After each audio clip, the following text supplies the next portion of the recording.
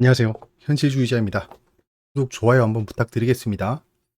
자, 지금 현재 코스피 상황이 어떤가요?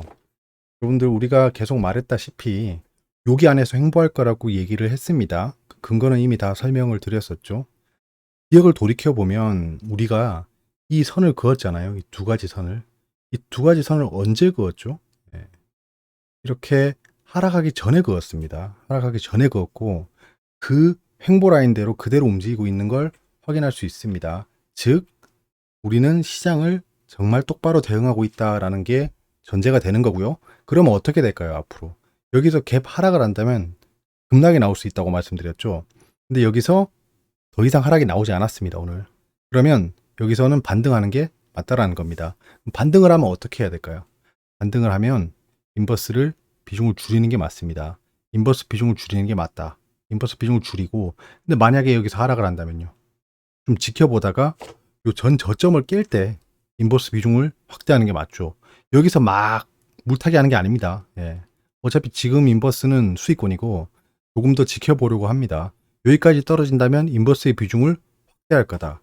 하지만 우리가 예상하기에 여기서 횡보할 확률이 높다는 겁니다. 아직은 하락 추세가 진행 중입니다. 그래서 안심을 할 단계는 아니라는 겁니다. 시장을 계속 바라봐야 되고 기술적 분석의 잣대를 들이대면서 시장을 타진해 봐야 된다라는 겁니다. 일단 기술적 분석 및 시장 얘기는 이렇게 하도록 하겠습니다. 폭락을 하면 좀 지켜보다가 인버스를 매수하거나 또는 가지고 있는 인버스를 확대할 궁리를 해봐야 된다는 겁니다. 하지만 여기서는 반등할 확률이 굉장히 높다. 여기는 굉장히 튼튼한 지지선입니다. 여기는 또 굉장히 강한 저항선이었죠. 그래서 여기서 하락하는 모습을 보여줬습니다. 자, 그러면 그런대로 제가 지금 방식을 좀 바꿔서 적응이 좀 안 되는데요. 자, 보시면 현재 미국 증시입니다. 빅스라고 하죠. 변동성 지수. 이건 공포 지수라고 불립니다. 이게 급등하면 시장이 공포에 잠긴다는 겁니다. 간단하게 그렇게만 체크하고 넘어가겠습니다. 자, 지금 현재 변동성 지수가 다시 하락세로 바뀌었습니다. 즉, 시장의 공포심이 어느 정도 완화됐다. 그 이유는 뒤에서 살펴보겠습니다. 나스닥은 약 강보합 정도로 움직이고 있습니다. 계속 횡보하고 있네요. 예, 데일리 움직임은 횡보하고 있습니다. 그거는 경제 지표가 나왔기 때문인데요. 그것도 뒤에서 보겠습니다. 뭐 전반적으로 데드캣 바운스까지는 아니지만 반등하는 흐름을 보여주고 있습니다. 이게 찐 반등이냐? 그거는 퀘스천입니다. 계속 봐야 됩니다. 계속 봐야 되고 지금 크게 상승하는 게 거의 기술주 중심이죠. 차량 관련 주 중심이네요. 테슬라, 벨로다인 라이다, 니콜라 이렇게 상승하고 있는데 니콜라가 좀 크게 상승하네요. 예, 다른 이슈가 있나 봅니다. 이건 제가 확실하게 보지 않아서 어떻게 말씀드릴 수는 없습니다. 줌 비디오가 지속적으로 떨어지네요. 얘 같은 경우에는 진짜 미국 애들도 똑같아요. 외국 애들이라고 뭐 우리보다 투자를 잘하고 똑똑하고 이런 게 아닙니다. 약간 사대주의적으로 생각하는 경향이 있습니다. 미제 애들은 다르겠지 뭐 이런 생각을 하지만 얘들도 똑같은 개미입니다. 물리고 울고 그래요. 여기 가서 댓글을 보면 가관도 아니었습니다. 예전에 코로나 때 줌 비디오 댓글을 확인해 보면 뭐 막 얘 뭐 떡상한다 뭐 이런 얘기밖에 없어요. 예, 똑같습니다. 군중 심리는 어딜 가나 똑같고 기술적 분석이나 경제 지표, 글로벌 매크로에 대한 지식은 어느 나라나 똑같다라는 겁니다. 여러분들도 자신감을 가지고 투자를 하면 될 것 같습니다. 자, 한국 증시를 보겠습니다. 지금 야간 선물이 플러스죠. 플러스기 때문에 내일은 갭 상승이 예상됩니다. 그럼 우리가 봤던 아까 기술적 분석이 그대로 맞아떨어지고 있다. 기술적 분석뿐이 아니라 그 글로벌이 어떻게 흘러가는지 분석한 후에 기술적 분석을 가미한 거죠. 그렇기 때문에 신빙성이 더 높아지는 거고 앞으로도 우리 현자 여러분들은 이렇게 같이 시장을 바라볼 거다 이겁니다. 자, 어떤 이유일까요? 오일이 점프하고 있답니다. 왜? 오펙 플러스가 타이트닝, 감산을 한다는 거겠죠. 자, 감산을 하기 때문에 오일이 상승하는 게 맞죠? 맞죠 이거? 근데 어제는 왜 감산 이슈 때문에 하락한다고 했을까요? 되게 애매한 거죠. 예, 지금 현재 오일은 증시랑 디커플링 같이 움직이지 않기 시작했다는 겁니다. 나스닥이 틱업 살짝 오르고 있다. 예, 호프가 있답니다. 희망이 있대요. 어떤 게 less aggressive 좀 더 덜 공격적으로 레이트 하이크 금리를 올릴 거라는 희망이 있다라는 겁니다. 무엇 때문에요? PMI 데이터입니다. PMI 데이터. 제조 지수죠. 제조 지수가 약세를 보였다는 겁니다. 야, 생각보다 지금 현재 경기가 안 좋아. 그렇게 금리 올리면 경기 망할 수도 있어. 라는 또 희망 고문을 하고 있다는 거죠. 근데 매한가지입니다. 어제 공포심을 가지고 하락했던 것도 결국엔 추정, 그 다음에 불안감, 우려 이런 것 때문이었고 오늘 상승하는 것도 희망, 가능성 이런 거란 겁니다. 즉 큰 의미로 부여할 필요는 없이 실제 제약순환 미팅에서 파월 의장이 어떻게 얘기하는지 봐야 된다라는 겁니다. 캘린더에 보시면 PMI가 좀 약하게 나왔죠. 구매 관리자 지수, Purchase Manager Index죠. 그리고 여기 외국 마켓을 보면 We are in housing recession. 뭐 다른 얘기네요. 집이 침체기에 들어섰다라는 겁니다. 이게 홈오너에게 어떤 의미를 가지냐 뭐 이런 얘기고 차이나 프로퍼티 마켓, 자산 시장이 프리폴 그냥 자유낙하하고 있다라고 합니다. 이게 세계 경제에 어떤 의미를 가지고 있을까요? 라는 건데 당연히 좋지 않죠. 중국 경기가 가라앉으면 전 세계 최대 공장이라 불리우는 중국이 가라앉으면 전 세계가 침체될 수밖에 없습니다. 그런 얘기를 할 겁니다. 내용은 아직 클릭해보지 않았어요. 근데 뻔할 뻔짜라서 안 봅니다. 자, 금융 보시면 지금 외국인이 뭐 병아리 눈물만큼 사는데요. 왜 사는지 모르겠습니다. 지금 환율이 안 좋기 때문에 외국인이 사는 건 말이 안 됩니다. 근데 장 막판에 생각보다 많이 하락한 종목, 지수에 의해서 기계적으로 매수가 들어왔을 확률이 굉장히 높습니다. 지금 현재 105대 2천 상태죠. 조조 시장입니다. 업종은 조선, 조선이 일단 상위고 가스는 계속해서 좋죠 지금. 가스는 계속 좋을 거예요. 지금 유럽이 난립니다. 가뭄에다가 거기에 지금 강의 수위가 낮아져서 원자력 발전소를 못 돌리는 이슈도 있습니다. 이건 좀 상세하게 다뤄볼 수 있는데 사실 경제랑 조금 연관돼 있고 사회적인 이슈라서 제가 다루기 좀 애매합니다. 여러 가지 종합적으로 다루면 좋겠지만 또 제가 시간이 그렇게 크게 허락하지 않기 때문에 이런 거는 좀 라이브 할 때 그냥 썰 풀면서 할 수 있는 좀 얘기인 것 같아요.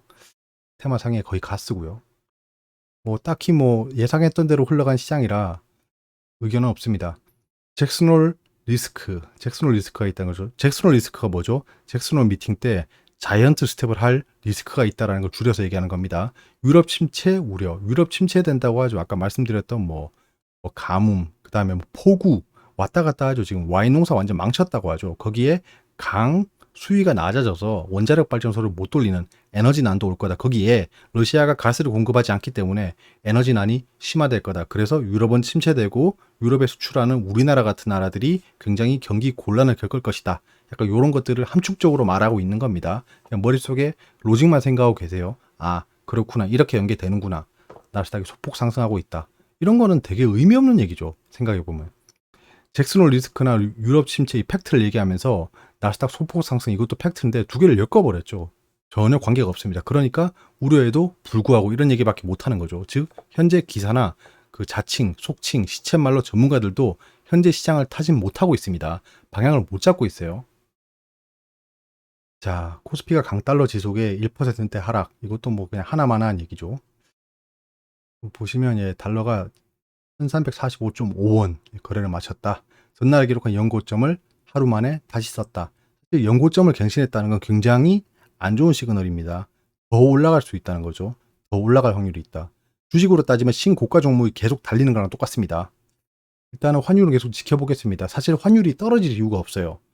환율이 그러니까 원달러가 지금 약세를 보이고 있잖아요. 근데 이게 원달러가 강세로 돌아갈 이유는 없습니다. 근데 여기서 한 가지 포인트를 생각해야 될 게 뭐냐 하면 원달러가 약세를 보이면 어떤 기업이 수혜를 보죠? 수출하는 기업이 수혜를 봅니다. 그럼 수출하는 기업은 어디죠? 삼성전자죠. 삼성전자는 코스피에서 차지하는 비중이 얼마죠? 20, 30%입니다. 그러면 삼성전자가 좋아지면 코스피는 상승하겠죠. 자, 그럼 지금 원달러가 약세고 거기에 수출하는 기업인 SK하이닉스, 삼성전자 이런 기업들의 수익성이 좋아질 겁니다. 언제? 3분기, 4분기에. 그럼 3분기, 4분기 수익이 뭐 막 경기 침체에도 불구하고 뭐 선방, 뭐 역대급 실적 뭐 이런 얘기 나오겠죠. 그러면 뭐 주가는 어떻게 움직일지 약간 상상이 되는 거죠. IMF 아시아 증시가 암호화폐 상관관계가 증가하고 있다. 이런 또 빼빼한 소리를 하고 있습니다. IMF가. 얘들도 지금 할 말이 없나 봐요. 금융 안정성을 위협하고 있다라는 건데요. 내용을 보면 정말 얼척이 없습니다. IMF가 최신 보고서를 통해 아시아 증시가 암호화폐 암호화폐 암호화폐라는 게 새로 나왔나 봅니다. 상관관계가 증가하고 있다고 발표해 눈길을 끌고 있다. 인도, 베트남, 태국 등 아시아 지역에서 암호화폐와 주식시장의 상관관계가 대폭 증가했다. 이거는 마치 철수의 분홍 팬티 얘기죠. 이거 제 채널을 오래 보신 분들은 이 철수의 분홍 팬티 얘기를 아실 겁니다. 전혀 관계없는 두 가지 클루를 엮어서 그러니까 오비 일학이라고 하죠. 예, 까마귀가 날자 감이 떨어지니까 까마귀 때문에 감이 떨어졌다 이런 얘기를 하고 있는 거예요. 예, 까마귀는 감이랑 아무 관계가 없습니다. 그런 얘기를 하고 있는 겁니다, 지금. 예, 말도 안 되는 소리 하네요. 근데 여기서 또 갖다 붙이는 거죠. 암호화폐의 변동성이 전통시장의 채무 불이행을 초래하는 등 금융 안정성을 해칠 수 있으며, 뭐 이 얘기는 그 얘기죠. 암호화폐 그 폭삭 망하면 애들이 가난해지니까 자기들이 빌렸던 일으켰던 신용을 갚을 수가 없다. 이건 뭐 이게 아시아랑 무슨 상관이죠? 미국은 다른가요? 미국은 암호화폐 하락하면 걔들이 일으킨 신용을 못 갚나요? 아, 걔들이 일으킨 신용을 갚을 수 있나요? 똑같은데 이 IMF가 어디가 아픈가 봅니다. 예. 남의 돈이나 털어먹을 줄 알지. 또 98년 얘기하면 되게 재밌을 건데 원달러 환율이 장중 1345원 돌파했다. 구두 개입 나선 외환 당국이랍니다. 요건 되게 중요한 포인트죠. 구두 개입에 나섰습니다. 외환 당국은 2달 만에 공식 구두 개입에 나섰다라는 거죠. 최근에 글로벌 달러 강세에 기인한 원달러 환율 상승 과정에서 여기에 등을 중심으로 한 투기적 요인이 있는지에 대해 면밀히 점검해 나갈 것이라고 외환 당국 관계자가 말했다고 합니다. 이거는 결국에는 왜 그 달러에 개입하겠다는 거잖아요. 그러면 실질적으로 원달러가 안정될 수 있다는 겁니다. 이거는 그 중간에 강제적으로 개입하는 거기 때문에 환율 조작에 해당하지만 지금 여러 가지 변명을 댈 수 있겠죠. 경기 침체고 지금 원달러 환율이 너무 많이 올랐고 우리나라 경제 상황도 안 좋으니까 그런 거에 대한 익스큐즈가 가능하겠죠. 그래서 공식적으로 개입하겠다. 여기서 더 오르면 외환당국 개입할 겁니다. 예, 그래서 원달러 환율이 조금 더 상승할 수 있겠지만 폭등하진 못할 거다. 그렇다고 막 환율을 막 으아 막 이렇게 내리진 않겠죠. 예, 그건 너무 개입하는 거기 때문에 안정화시키겠다는 겁니다. 대통령 구두 개입까지 나왔죠. 예, 원달러 환율이 치솟았다는 거고요. 그리고 한 가지 정보를 좀 드리고자 합니다. 이런 정보를 좀 나눠야 될 것 같아요. 팔아도 적자, 라면값 인상, 초읽기, 농심이 가격 조정 불가피하다라고 합니다. 추석 이후에 라면값을 10% 올리겠다고 합니다. 900원이면 990원이 되는 겁니다. 되게 웃기죠? 예. 무슨 라면 가격을 10%나 올리고 있습니다. 그러면 뭐 가게에서 파는 라면이 4,000원, 5,000원 하잖아요. 그냥 이 라면을 끓이는 건데도 인건비나 뭐 가게비나 이런 거를 다 넣어야 되기 때문에 4,000원, 5,000원에 파는데요. 계란 하나 풀어주고 그게 몇 퍼센트 오를까요? 그 라면 가격이 90원 올랐으니까 그 팔고 있는 라면도 5,090원이 될까요? 아닙니다. 6,000원, 7,000원 될 겁니다. 그 장면을 보면 되게 웃기죠. 생각해 보면 라면 값은 90원 올랐는데 라면 가격도 10% 올라 버립니다. 그러면 거기 대문짝만하게 붙겠죠. 예, 원자재 가격 상승으로 인해 그 라면 가격을 상승합니다. 모든 부담은 소비자에게 전가한다. 약자에게 전가하는 게 자본주의의 구조다. 그런 걸 볼 수 있고요. 뭐 일단 떠나서 여러분들 라면을 좀 사놓으시길 바랍니다. 사재기까지는 아니지만 라면 유통기한 길잖아요. 라면도 어차피 좀 기호식품이기도 하고 어떤 이들에겐 필수식품입니다. 아무튼 요거 좀 참고로 말씀드리고요. 자, 다시 이제 차트로 가면 어떤 종목을 볼까요? 아, 현대중공업. 현대중공업 같은 경우에는 예, 계속 지금 신고가 영역에 있습니다. 여기 신고가 영역에 있습니다. 여기 계속 지금 삼중천장을 그리고 있죠. 여기서 떨어지면 어디까지 떨어진다? 여기까지 떨어지죠. 예. 이건 뭐 뻔할 뻔짜죠. 예전에 현대 엘리베이 같은 거 있잖아요. 생각나네요. 그런 한 차트를 보면 다른 차트가 다 떠오릅니다. 요런 거죠. 예. 탁, 탁, 그 다음에 지속적으로 하락합니다. 이게 어떤 형태죠? 기록적 분석으로 삼중천정형입니다. 그래서 지금 현대중공업이 전 되게 주의 깊게 보고 있어요. 사실 막 팔 생각은 없는데, 예. 이게 지금 차트가 저장이 안 되네. 왜 이러지? 이건 다음에 제가 만지고요. 예.